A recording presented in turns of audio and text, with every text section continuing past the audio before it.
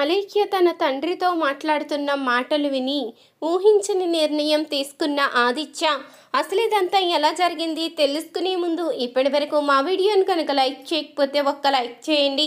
మా ఛానల్ని సబ్స్క్రైబ్ చేసుకుని పక్కనే ఉన్న గంట సింబలపై ఆల్ అనే క్లిక్ చేయండి. అప్పుడే మేము పెట్టే ప్రతి వీడియో మీరు మిస్ కాకుండా చూసేవచ్చు. ఇక ఆదిత్య అయితే చాలా బాధపడుతూ ఉంటాడు. ఆనందికి ఎలాగైనా నిజాన్ని చెప్పాలి, తనతో నిజాన్ని చెప్పలేకపోతున్నాను.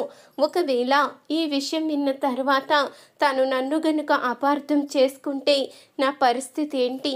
మీరు నన్ను మోసం చేశారు, మోసం చేసిన వాళ్ళ దగ్గర నేను ఉండలేను అంటూ వెళ్ళిపోవాలని గనక నిర్ణయించుకుంటే నేను ఆనంది లేకుండా బ్రతకలేను, తనని దూరం చేసుకుని ఎట్టి పరిస్థితిలో కూడా నేను ఉండలేను అంటూ ఆదిత్య అయితే ఆలోచిస్తూ ఉంటాడు.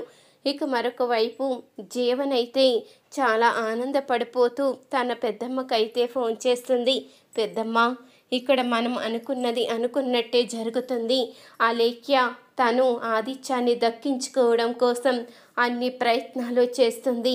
ఇక్కడ నుంచి ఆనందిని పంపించేసిన వెంటనే ఖచ్చితంగా అలేఖ్యని కూడా ఇంట్లోంచి పంపించేస్తాను, ఇంట్లో ఎవరూ లేకుండా చేస్తాను, ఈ ఇంటికి నేనే మహారాణిని అవుతాను అంటూ ఇక జీవన్ అయితే మాట్లాడుతూ ఉండగా నేను చెప్పేది కూడా అదే కదే.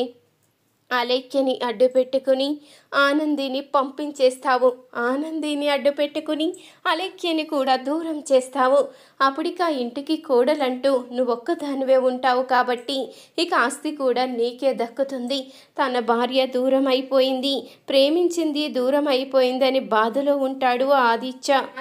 ఎలాగో ఒంటరివాడు అయిపోతాడు కాబట్టి ఖచ్చితంగా ఇంట్లోంచి దూరంగా వెళ్ళిపోయే అవకాశం కూడా ఉంటుంది. ఇక ఇంటికి నువ్వే మహారాణి అవుతావు అంటూ ఇక బిందుమతి అయితే చెప్తూ ఉంటుంది. సరే పెద్దమ్మ, ఇప్పుడు నాకు చాలా సంతోషంగా ఉంది, ఉంటాను అంటూ ఇక ఫోన్ అయితే పెట్టేస్తుంది జీవన. అప్పుడు ఇక తన మనసులో అనుకుంటుంది బిందుమతి అయితే, నువ్వు ఆస్తిని నీ సొంతం చేసుకుంటావు, నిన్ను మాయ చేసి ఆ ఆస్తి ఈ ఆస్తి నా సొంతం చేసుకుని నేను నా కొడుకు జర్జాగా బ్రతుకుతాము అంటూ ఇక తన మనసులో అనుకుంటూ మురిసిపోతూ ఉంటుంది. మరొక వైపు ఇక ఆదిత్య అయితే ఎలాగైనా ఈ రోజుతో ఆనందితో నిజం చెప్పేయాలి, తను ఎలా నిర్ణయించుకున్నా సరే నేను మాత్రం తన ముందు ఇంకా దిగజారిపోలేను, రోజు రోజుకి తన ముందు దిగజారిపోతున్నాను. నిజాన్ని దాచిపెట్టి నేను ఒక మోసగాళ్ళ ముద్ర వేయించుకోవాల్సి వస్తుంది.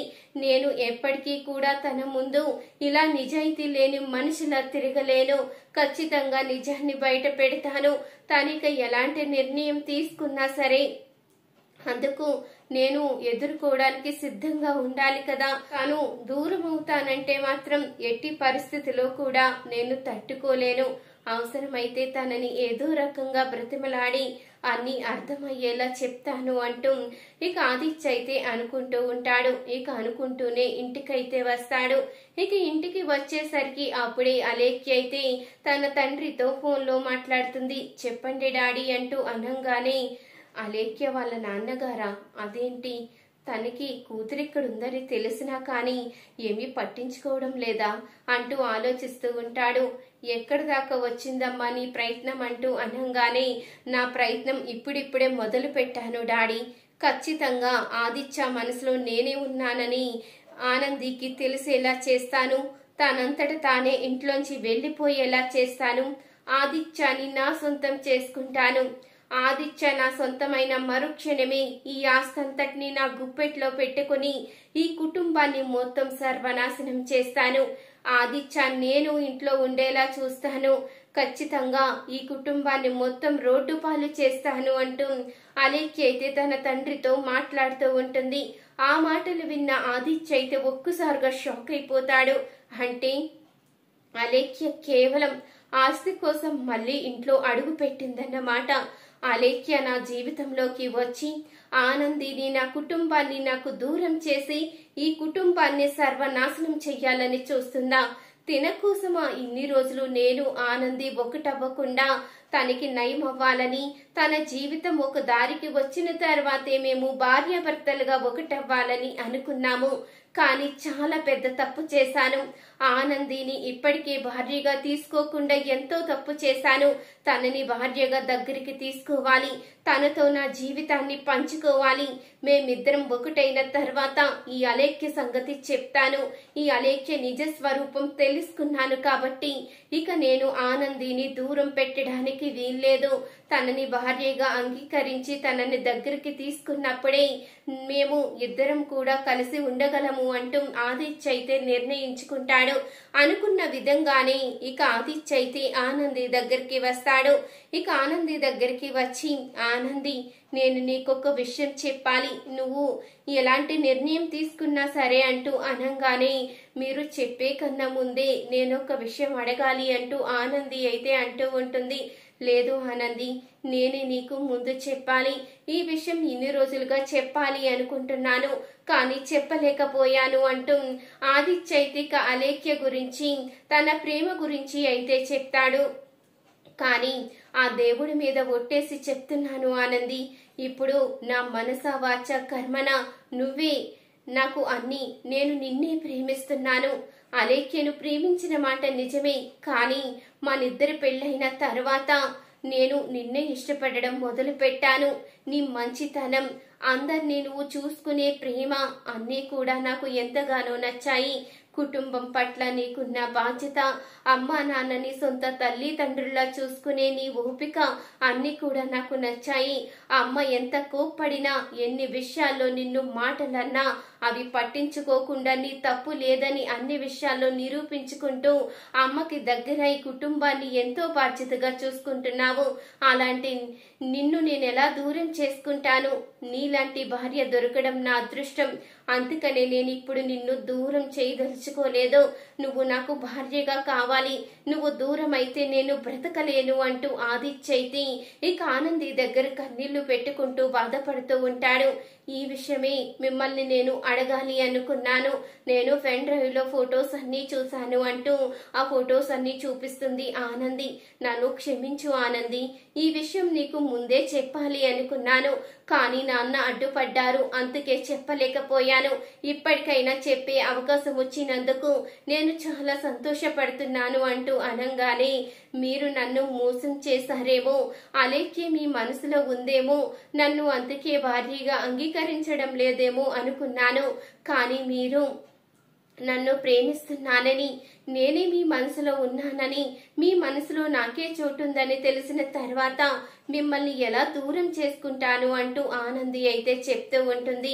సరే ఆనంది, మనం ఇప్పటికే ఒకరినొకరు అర్థం చేసుకున్నా దూరంగా ఉన్నాము. ఇక మీదట దూరంగా ఉండడానికి వీల్లేదు. అటు మీ అమ్మా నాన్న కోరిక, ఇటు మా అమ్మా నాన్న కోరిక నెరవేర్చాలి అంటూ ఆదిత్య అయితే ఆనందిని దగ్గరికి తీసుకుంటాడు. మరి అలేఖ్య అంటూ అనంగానే తనకి ఎప్పుడో గతం గుర్తుకు వచ్చింది. తను గతం గుర్తుకు వచ్చిందని చెప్తే ఇంట్లోంచి పంపించేస్తారన్న ఒకే ఒక్క కారణంతో తాను ఏమీ మాట్లాడకుండా గతం గుర్తుకు రానట్టు నటిస్తుంది. మనం శివయ్య దగ్గర కోరుకున్నది ఇదే కదా, తనకి గతం గుర్తొచ్చేంత వరకు, తన జీవితం ఒక దారికి వచ్చేంత వరకు మనం దూరంగా ఉంటామని. కానీ తనకి గతం గుర్తొచ్చింది. తన తల్లి తండ్రి కూడా ఉన్నారు. రేపే నేను తనని తన తల్లి తండ్రి దగ్గరికి తీసుకువెళ్తాను అంటూ ఆదిత్య అయితే చెప్తాడు. ఇక ఆనంది కూడా అందుకు ఒప్పుకుంటుంది. ఇక ఆదిత్య ఆనంది ఇద్దరూ కూడా భార్యాభర్తలుగా అయితే ఒకటవుతారు. ఇక ఆనంది అయితే చాలా సంతోషపడుతూ ఉంటుంది.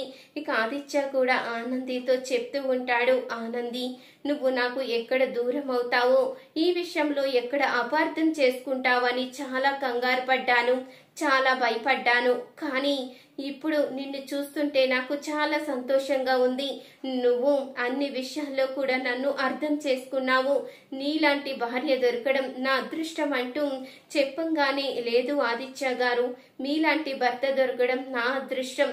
ప్రతి ఒక్కరికి పెళ్లికి ముందు ప్రేమ గురించో ఏదో విషయంలో ఏదో రకంగా ఏదోటి దాపరికం ఉంటుంది. కానీ మీరు ఆ విషయం కూడా నాతో చెప్పి నన్ను మోసం చెయ్యకూడదన్న ఒకే ఒక కారణంతో అన్ని విషయాలు చెప్పి మీ నిజాయితీ మీరు నిరూపించుకున్నారు.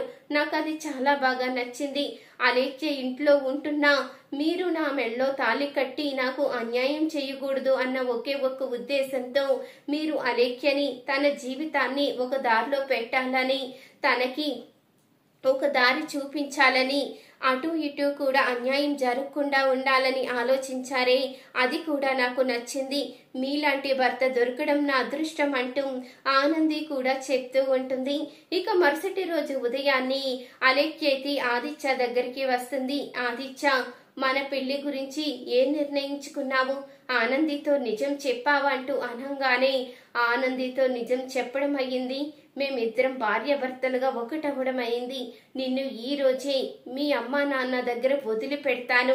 ఇక తర్వాత ఎవరో డబ్బున్న వాణ్ణి చూసుకుని వాళ్ళ ఆస్తిని సొంతం చేసుకోవడానికి ప్రయత్నించు అలేఖ్య అంటూ ఆదిత్య అయితే అలేఖ్యకు షాక్ ఇస్తాడు.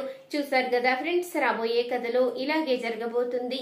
ఈ వీడియో గనుక మీకు నచ్చినట్లయితే తప్పకుండా ఒక లైక్ చేయండి. మా ఛానల్ ని సబ్స్క్రైబ్ చేసుకుని పక్కనే ఉన్న గంట సింబలపై ఆల్ అని క్లిక్ చేయండి. అప్పుడే మేము పెట్టే ప్రతి వీడియో మీరు మిస్ కాకుండా చూసేవచ్చు.